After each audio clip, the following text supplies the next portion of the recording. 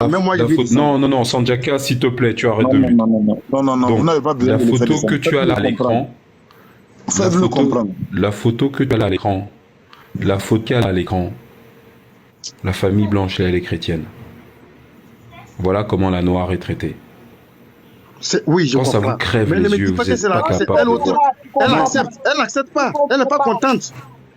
Elle n'est pas contente. Ça, ils savent, on C'est ça sait. que j'ai dit. Et on sait Ou bien combien elle est contente. Elle est obligée. Isaac. Non, non. Non, il faut descendre, pardon, pour ce qu'il fait. Isaac. Non, non. Au revoir. Non. Non, je l'ai viré, je l'ai viré. Je l'ai viré. Heureusement. Non, non, non, non, non, non, non, non, non, non, non, non, non, c'est moi qui l'ai viré. Alors, en fait, les mecs, il faut comprendre une chose. Ce gars-là va commencer à réaliser le jour où ça sera ses propres enfants qu'on va dans cette situation-là. Et c'est les pères de famille, ça,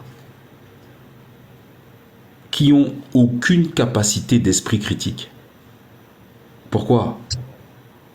Parce qu'ils ont peur. Et c'est cette peur séculaire là qui leur bloque 95% de leur cerveau. C'est clair et net, ça sert à rien de lui lire la Bible. Tu as affaire à un peureux. Parce que comme les Blancs l'ont convaincu, comme on a convaincu la maman là, hein? Dieu est blanc, donc tu ne peux pas attaquer les Blancs.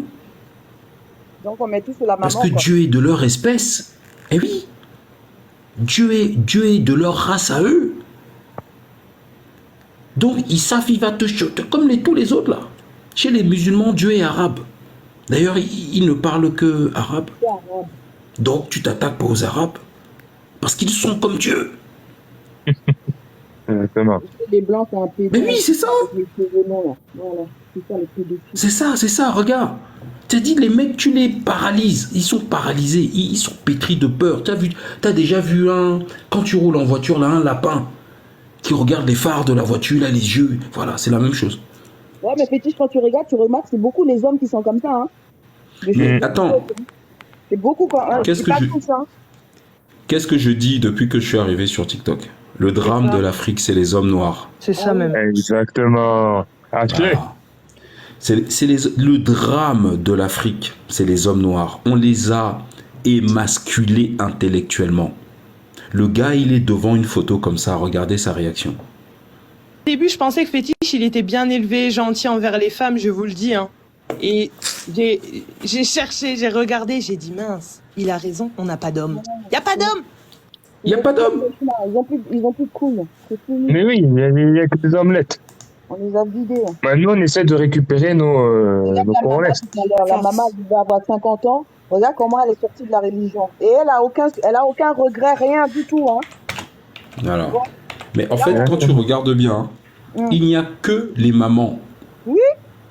Quand tu vois Femme Bleue, elle est solide. Tu vois Roro, solide. Tout, Yenenga, solide. Toutes les mamans là s'instruisent. Famelica. Mais alors Famelica, solide. Voilà, mais les vieux papas là, ou même les jeunes ils sont incapables. C'est-à-dire, on t'explique que des gars aux États-Unis, le président américain, il jure sur quoi? Il jure sur quoi? Sur la Bible, d'accord. Maintenant, l'élevage de noirs dans tous les États américains, c'était légal, n'est-ce pas? Sur la Bible. Ça veut dire que la Bible valide? C'est un manuel de comment dire, c'est un manuel d'élevage d'esclaves. Oui, c'est ça. C'est tout. Ça veut dire que la Bible valide? Mais les mecs sont là, parce que comme on leur tient, on les tient. On a associé. Non, moi je suis. Il faut dire. Moi je le dis. On les tient par les couilles. Il faut le dire. Excusez-moi, je vais vous déranger un peu. Le mal même de l'Afrique. Bonsoir à tous. Parler un peu. Attendez. On va écouter Touré. Ensuite, il y a Bazou. Et ensuite, Djika. Fétiche, il y a des demandes, je descends. Parce qu'il y a Problac, il est monté, il n'a même pas parlé, il est redescendu. Donc si jamais, je descends. Le mal de l'Afrique, c'est la... Vas-y, moi aussi, je descends. Je reviendrai après. Ok, Sanjaka, ça marche. Vas-y, Touré, on t'écoute. Nous on fait trop de mal.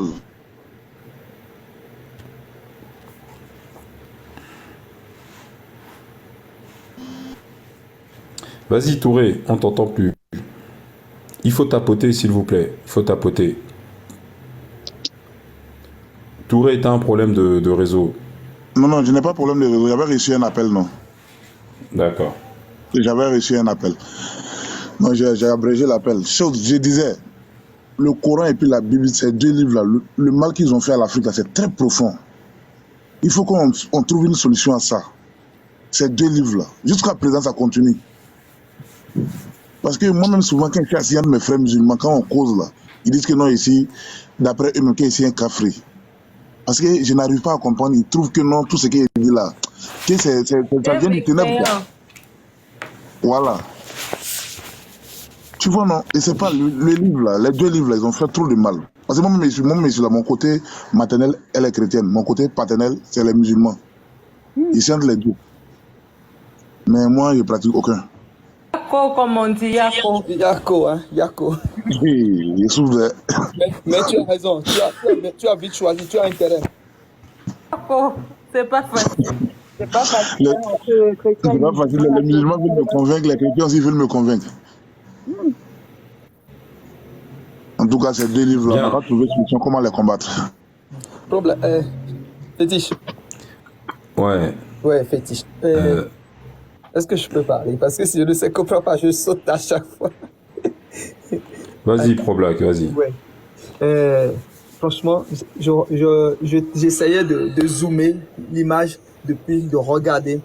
Mais en fait, je comprends pourquoi je ne peux pas regarder. Même si ça zoomait, mes yeux ne peuvent pas se poser réellement sur le regard de la dame blanche qui porte là un enfant et le regard tranquille, sans gêne de ma mère, de mon ancêtre. Le 7 mai. Et aujourd'hui, la seule chose, moi je ne veux plus regarder ça, ce truc-là. La seule chose que j'ai à dire à nous, hommes, je laisse même la femme de côté, je parle de nous, les hommes. Ah, les hommes ont un problème. Nous les hommes. Tant que nous ne valorisons pas nos femmes et nous les mettons, nous effaçons cette partie, c'est-à-dire le patriarcat, et nous ramenons pas le matriarcat. Donner la force et donner les rênes à nos femmes, elles seront toujours perdues elles seront perdues vers ces religions-là. Parce que c'est pas elles que les religions-là nous atteignent facilement. J'écoutais le grand frère Étienne. Les plus anciennes représentations de Dieu. Ça bug. Fétiche, on t'entend pas, ça bug. Il faut tapoter. Bon, Problac, continue alors, j'attends. Il faut tapoter le live. Vas-y, là, on t'entend, là. Vas-y, essaie de parler. Oui, je disais que les plus anciennes représentations de Dieu pour nos ancêtres ont toujours représenté Dieu sous la forme féminine, jamais masculine. Pourquoi? Parce que nos mamans, nos sœurs ont quelque chose de commun avec Dieu. Elles donnent la vie. Donc déjà, Dieu ne peut pas être représenté sous une sphère masculine. Parce que le masculin ne donne pas la vie. Et tu regardes les religions abrahamiques, c'est les religions de mort, parce qu'il n'y a que des hommes dedans. C'est ça que je voulais dire, Problac. Continue, mon frère. Merci. C'est le lien que je faisais pour pouvoir dire que nous, hommes, on doit, c'est le fait de valoriser nos femmes, de leur donner le pouvoir, les valoriser pour combattre le complexe. Parce que le regard de l'homme sur la femme modifie beaucoup de choses sur la femme d'aujourd'hui. Crée le complexe, le manque de confiance en la femme, c'est notre regard. Et si on change de regard, on devient bienveillant et qu'on accompagne nos femmes véritablement et qu'on leur laisse, on les respecte, on les laisse la place de choix, je pense que naturellement, l'histoire de ces livres-là n'existera plus. Moi, je crois fermement à cela. Parce que c'est la femme qui est bien occupée,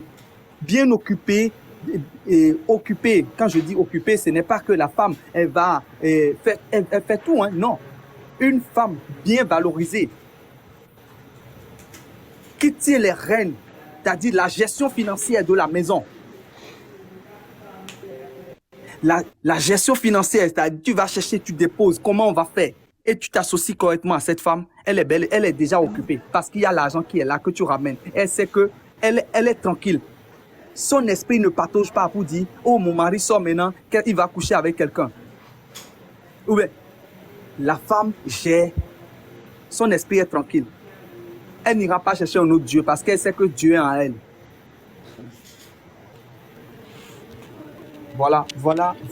Non, mais c'est sûr que si les sociétés sont très matriarcales, tu ne peux pas voir des femmes qu'on enchaîne dès l'âge de 12 ans dans des bâtiments et qu'on viole tous les 9 mois Exactement. et pour lesquels on va vendre les enfants, comme ce que j'ai lu tout à l'heure.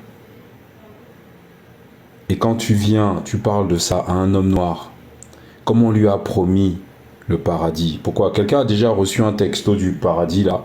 Il y a quelqu'un qui dit, je suis arrivé, c'est bien ici. 72 vierges, s'il te plaît, fétiche. 72 vierges. Est-ce que non? Parce qu'au paradis, ils n'ont pas la 4G. Ils peuvent pas envoyer les... Non, mais normalement, ils devraient avoir la 10G, hein? Normalement, hein? Vraiment. Bazou. Oui. Alors, là, je suis monté pour répondre à nos chers amis, nos chers frères qui viennent tout le temps nous expliquer comment la religion n'a rien à voir. C'est fantastique. C'est vraiment fantastique. Aujourd'hui, l'aliénation est tellement implantée, imprégnée en nous que même avec les yeux ouverts, on refuse de voir. Tu as une photo en face de toi et tu as tous les indicateurs. Tu as tous les indicateurs qui te disent il y a quelque chose qui ne va pas. Mais tu continues à te convaincre du contraire. Donc, à un moment, je ne sais pas si ces gens-là, on peut encore les sauver. Non. Parce que plusieurs fois, j'ai vu les gens comme Marie-Agnès critiquer Fétiche. On peut ne pas être d'accord sur plein de points. Mais quand on te présente des faits, la moindre des choses, c'est de s'asseoir et de dire, bon, si ça c'est factuel, autant analyser, parce que sinon, ça prouve que même ta religion, tu l'as fait sans réfléchir. Ça veut dire que tu n'as même pas de but dans ta vie, en fait. Et c'est tellement actuel, c'est même pas un truc...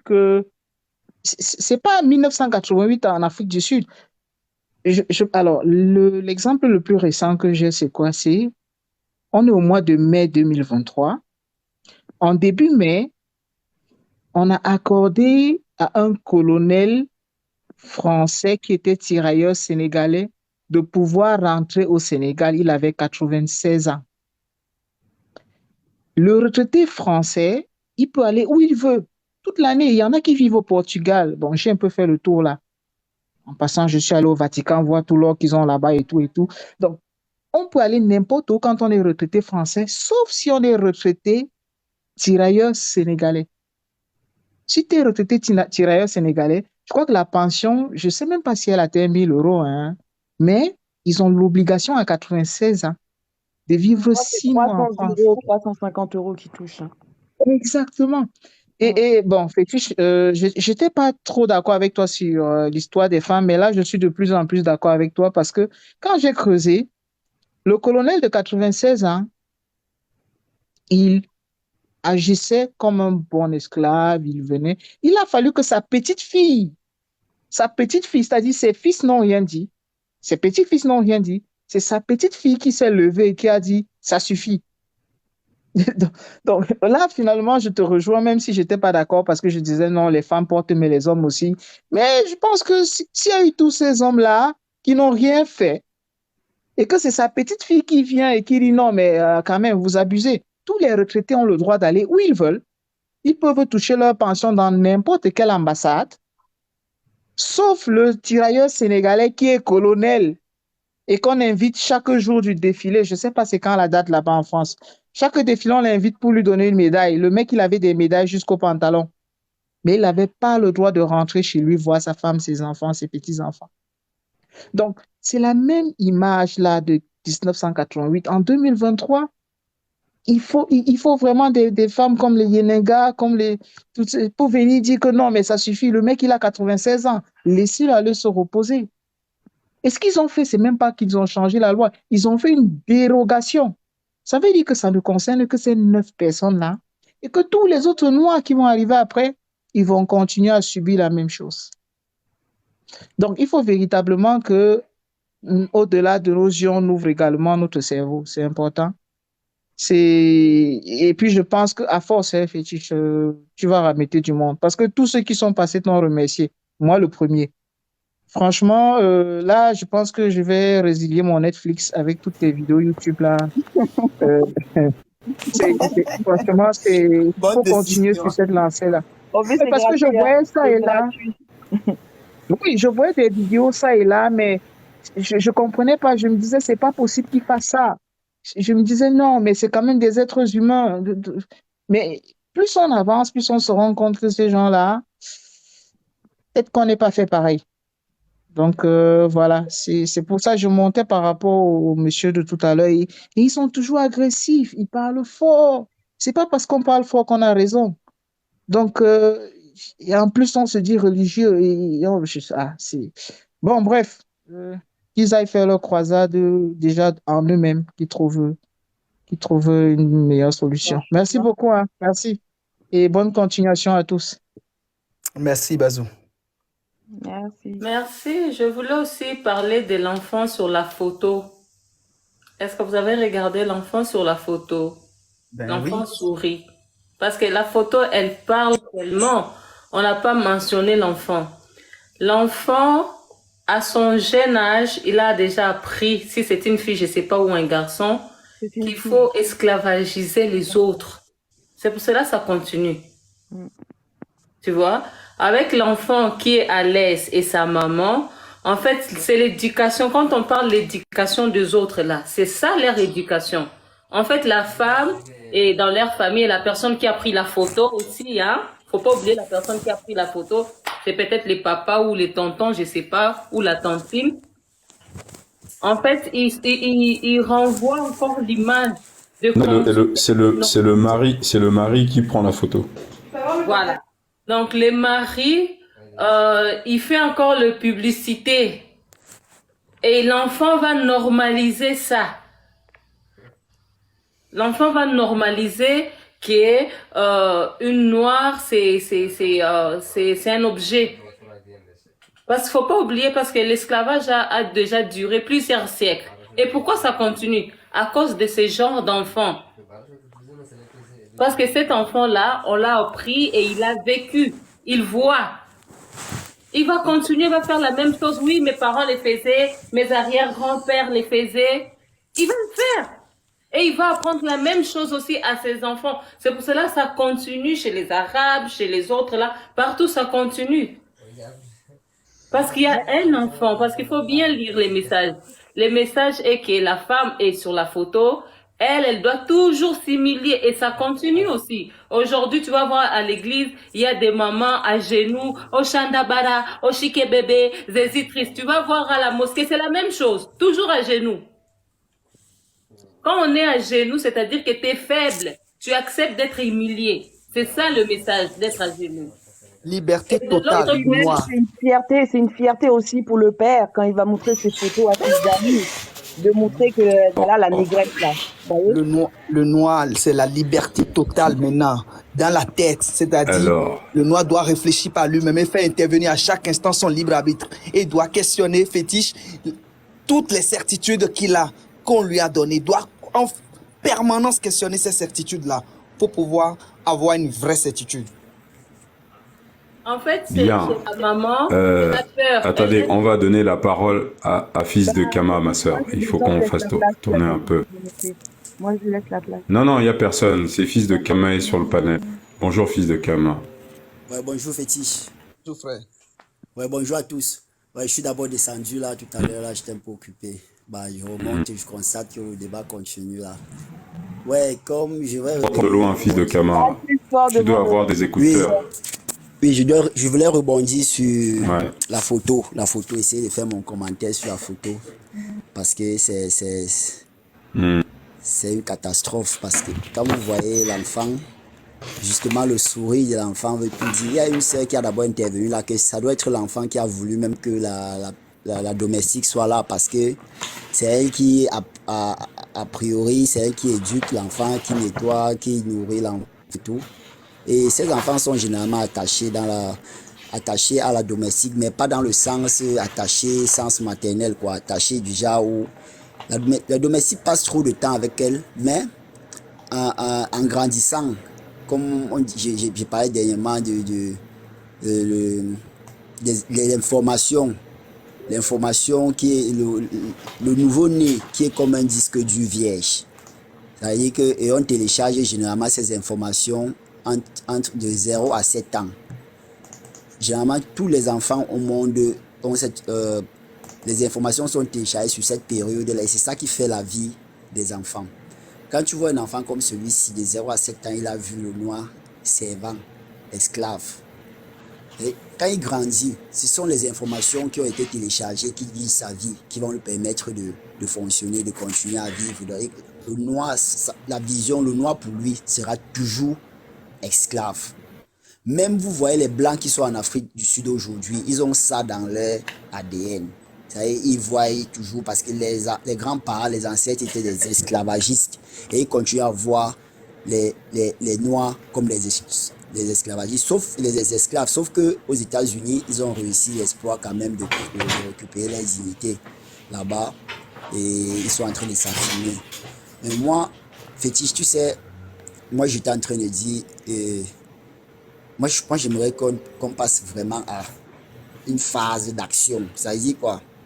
Les trucs, si c'est vrai, c'est choquant. C'est choquant. Non, monsieur fils de Kama. Monsieur fils de... Non, fils de Kama. Moi, j'ai l'impression qu'on pleurniche.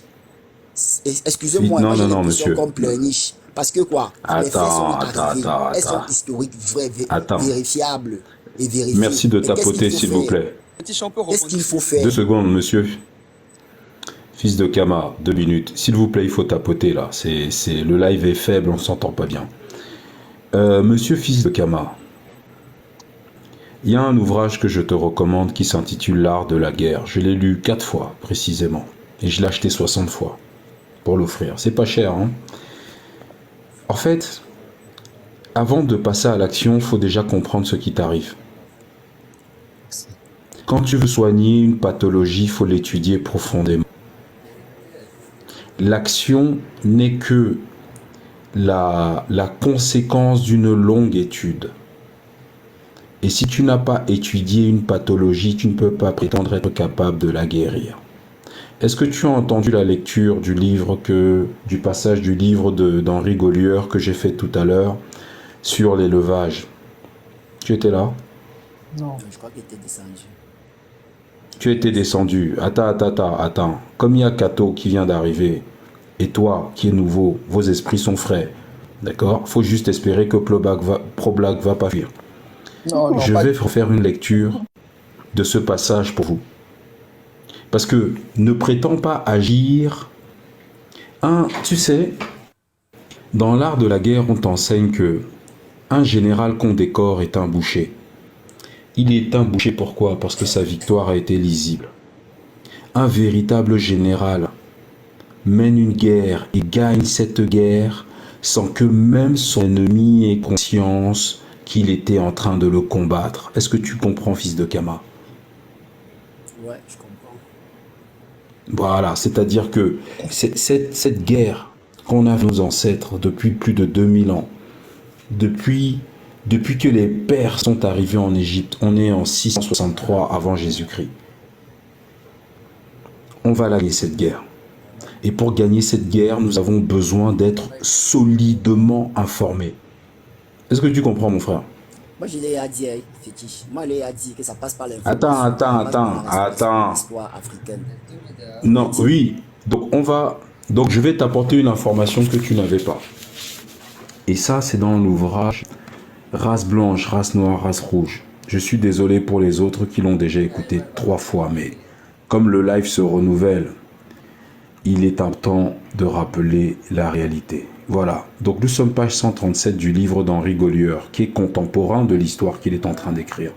Il a vécu entre 1930 et 1930, entre 1830 et 1900 aux États-Unis. Écoute bien. Page 137. Puis aux États-Unis, la situation géographique, le climat amenait d'autres conditions de culture. Et ces conditions amenaient en outre un nouvel élément de spéculation. En effet, la Virginie, le Maryland produisent... Attends, coupe ton micro mon frère, il y a un bruit derrière la Kama. La Virginie, en effet, la Virginie, le Maryland produisait une belle race d'esclaves. Mais en revanche, la terre y rapportait moins qu'en Louisiane, en Alabama ou en Georgie. Sur une base d'opération aussi sûre que celle-là, on établit bientôt tout un système qui fait la honte des États du Sud. On éleva bientôt des Noirs en Virginie pour les besoins des planteurs de la Louisiane sur le même principe que l'élevage du bétail. Et chaque plantation du Nord devint plus ou moins un haras. Je mets ici les détails sur cette période infâme qui déshonore particulièrement la Virginie. Je ne citerai qu'un seul cas. J'ai eu longtemps à mon service à New York comme domestique un nègre libre dont le visage brun, quelque peu couleur café, au lait indiquait évidemment qu'il avait dans les veines une certaine dose de sang blanc. Cet homme, qui resta 7 ans à mon service et qui vit encore, était un ancien esclave de la Virginie. Dans son enfance, on lui avait appris le métier de jockey. Et comme il était léger de poids, qu'il maniait bien les chevaux, il avait passé sa jeunesse à courir des steeplechase sur les champs de course pour ses différents maîtres.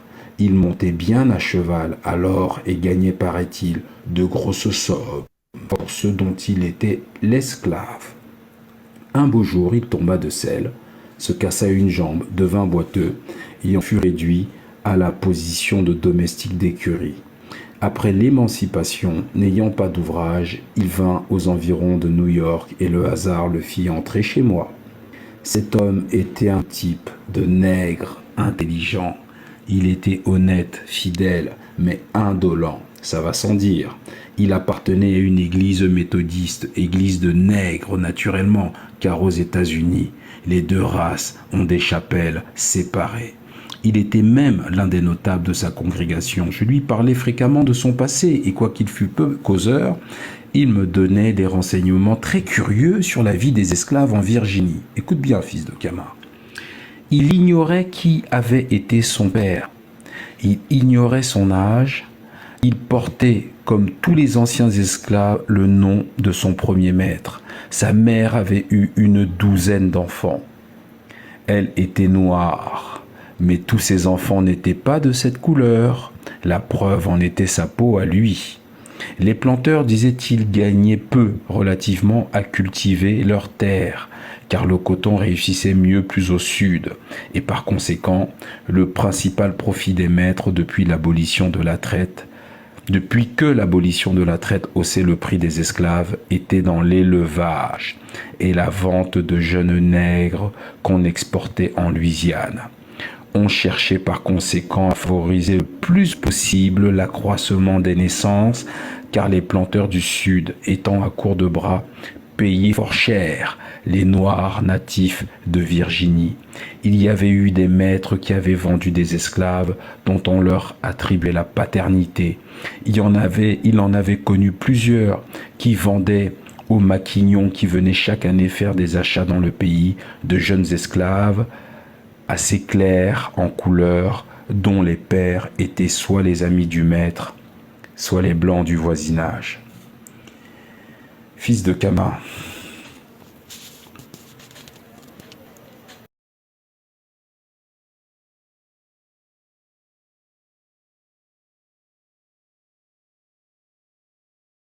Tu viens d'apprendre que tous les États du nord des États-Unis faisaient de l'élevage d'hommes noirs.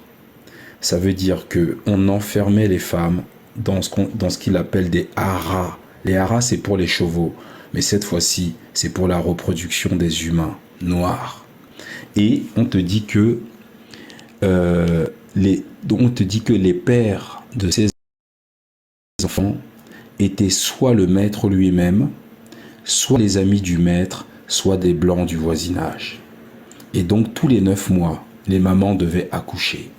Quand elles avaient accouché, 2 semaines après, on les violait. On faisait venir le maître lui-même aller s'occuper de ça. S'il était trop fatigué, il appelait ses amis. Voilà, les blancs du voisinage. Tu avais une trentaine de mamans là. Voilà. Et il les violait, il les remettait enceintes. 9 mois plus tard, bim, on récupère les enfants, on les met là-bas là. À l'âge de 3-4 ans, bam, on va les vendre aux fermiers du Sud qui payaient fort cher. Puis yap, on réinvite les copains, on reviole les mamans. Voilà, c'était ça leur boulot, les mamans passaient leur vie à accoucher.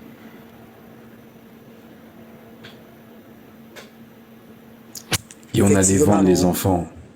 Effectivement, en fait, quand j'écoute ça, je me rends compte à quel point les Occidentaux étaient vraiment misérables. Et ils étaient plus misérables que cruels. Parce que quand tu regardes en comparaison avec l'esclavage arabo-musulman, tu peux constater que les musulmans étaient un peu plus cruels dans leur façon de... Il y avait la haine. En dehors, en plus de la galère, la misère, il y avait aussi la haine. Parce que regardez par exemple les Occidentaux, ils n'ont pas castré. Au contraire, ils ont même fait reproduire. Donc moi je dis, c'est nous, c'est ça toute notre histoire. On a souffert partout, de part et d'autre, que ce soit des Arabes, des Occidentaux. Mais ce que je veux dire, c'est quoi? On ne peut pas oublier notre histoire, mais on ne peut pas passer notre vie. Je l'ai viré. Bonjour Kato. Je l'ai viré. Non, on peut pas... Pardonnez-moi, bonsoir. Assez vraiment. Pardonnez-moi. Salut. Bonsoir Gauthier. Bonsoir Gauthier. Olivier, oui. Bonsoir chéri. Fétiche, merci de m'avoir permis de parler. Ce que je viens d'entendre là, écoutez, on entend beaucoup de ça aux États-Unis, ça fait très très mal. Moi, j'ai pas apprécié que ce monsieur-là a dit ils étaient, hein, parce que moi, je vais vous dire, cette photo-là, c'est pas une seule personne qui prend cette photo, hein. Ça, c'est une machine de guerre pour toujours rappeler aux Noirs ce que monsieur Fétiche vient de dire. La composition de cette photo-là, c'est une machine haineuse. Regardez comment cette femme, dont les genoux s'écartent de l'objet. Quand eux, ils regardent cette photo-là, il n'y a pas de femme noire. Il y a une télévision, il y a un poster, il y a un objet quelque part. Regardez ses mains, les chaînes sont là. Regardez son cou. Et elle est mise comme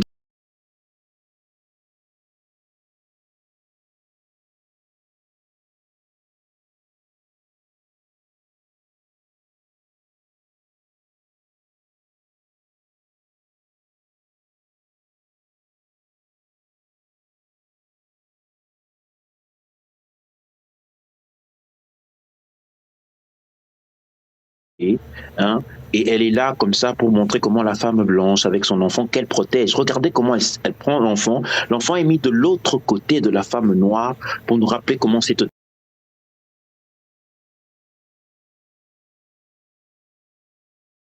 Et enfin, moi, je suis un peu outré. J'aurais pu parler avec un peu de contrôle, mais monsieur Fétiche m'a quand même ruiné un peu. Quand je regarde cette photo, je vois tout ce qu'il vient de dire dans cette photo-là. Il continue à les faire avec des posters aujourd'hui, messieurs et mes amis. Il faut protester toute leur représentation. C'est pas qu'ils étaient. Les bons, là, si on a, c'est des tolérants. Cette photo-là est l'exemple de ce qui a été dit ici. C'est horrible.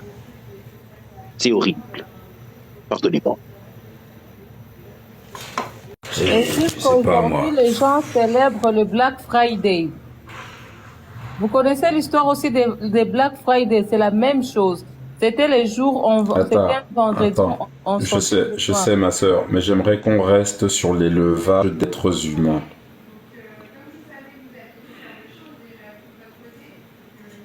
Petit, je t'ai dit, c'était les nègres de bonne qualité, n'est-ce pas? C'est ce qui est dans le texte. Oui. C'est-à-dire qu'il y avait aussi des nègres qui n'étaient pas de bonne qualité. Et cela se faisait lyncher. Si tu n'es handicapé, on te donne à manger au crocodile. Voilà. Ou bien on va te solder un vendredi. Non, il faut rester sur l'élevage d'êtres humains. Il y a beaucoup de Noirs qui ne savent pas, surtout les Noirs francophones. Que vous voyez des joueurs de basket, là, les Stephen Curry, qui ont la peau claire comme ça, machin. Il y a beaucoup de Noirs qui proviennent de l'élevage.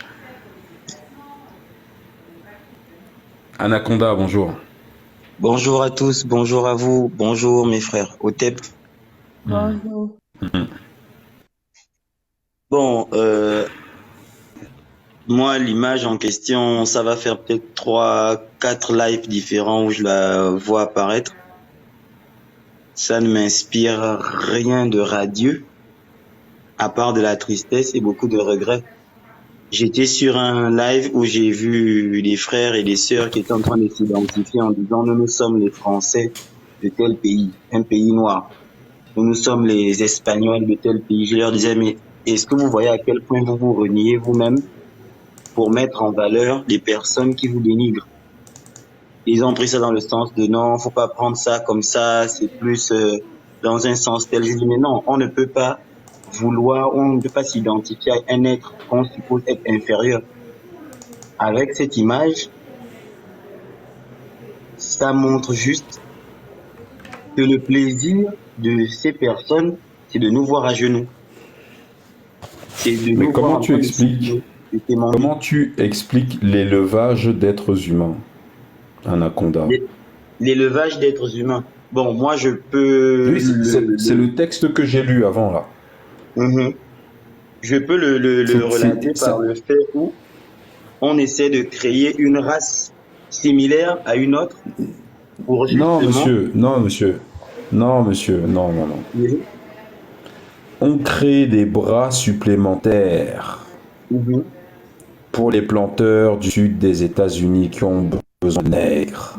Donc on va leur en fabriquer. C'est ça que j'ai lu.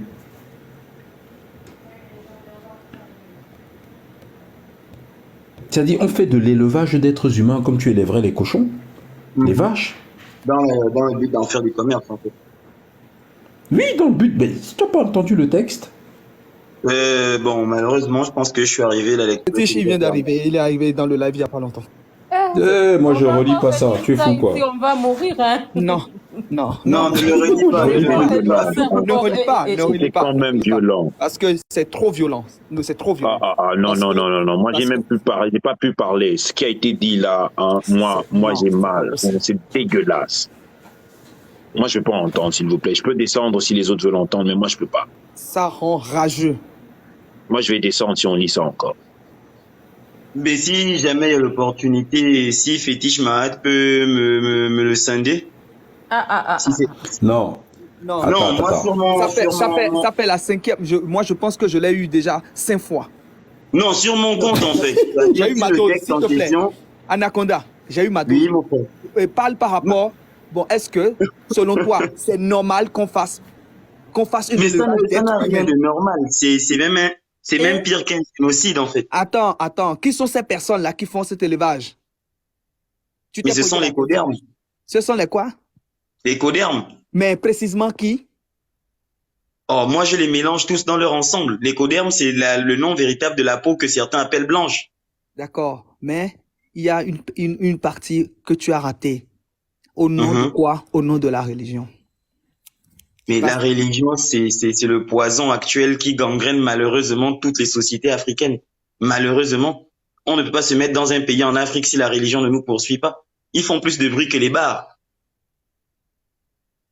Aujourd'hui, maintenant, le cercle religieux, mais beaucoup de personnes n'arrivent pas à prendre conscience que comment vous faites louer des entités totalement blanchies à vos yeux. Je suis surpris de voir des Noirs qui rentrent dans une église, la Vierge Marie est blanche, c'est une statue, ils se mettent à genoux et ils y prient.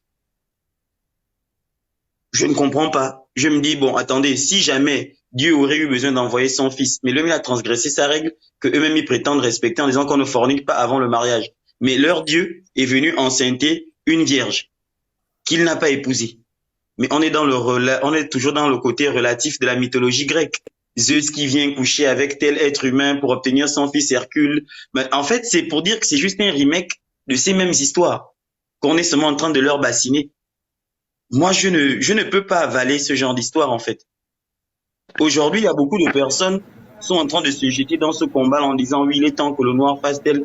Mais c'est quelque chose que, avec peut-être 3 à 4 frères sur les différents réseaux TikTok, on mène peut-être depuis 5 ans. Mais on nous a pris pour des fous dans les débuts. La première fois que j'ai eu à dire en public que le diable n'existe pas, mais je ne sais pas, mes propres frères noirs ont failli me transformer en diable. C'est à peine s'ils m'ont pas passé au bûcher pour me dire qu'ils devaient me brûler. Excuse-moi, le diable, c'est ceux d'en face. Parce que ce qu'on appelle diable, c'est justement ceux-là qui, au nom de, je ne sais pas, d'un livre, qui écrivent un livre pour endoctriner les gens et pour justifier toutes sortes de barbaries qu'ils font dans cette vie, vis-à-vis du noir. Et si nos ancêtres n'étaient pas aussi forts, je ne pense pas qu'il y aurait encore un noir vivant. Vu ce qui a été pratiqué. Non, Gauthier, il n'y aura personne.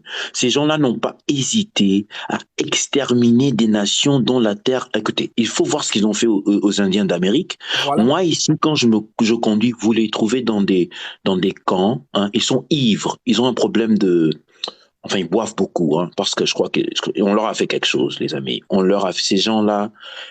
Oh, écoutez, moi, je vais me taire, hein. Ces gens, écoutez, il faut savoir que les monstres, là, c'est ces gens-là, avec ce qu'ils ont fait, ils n'ont aucune limite. Et maintenant, là, ils attendent l'opportunité pour refaire l'histoire. Ils vont pas penser 2 fois. Hein. Pour eux, c'est eux ou nous.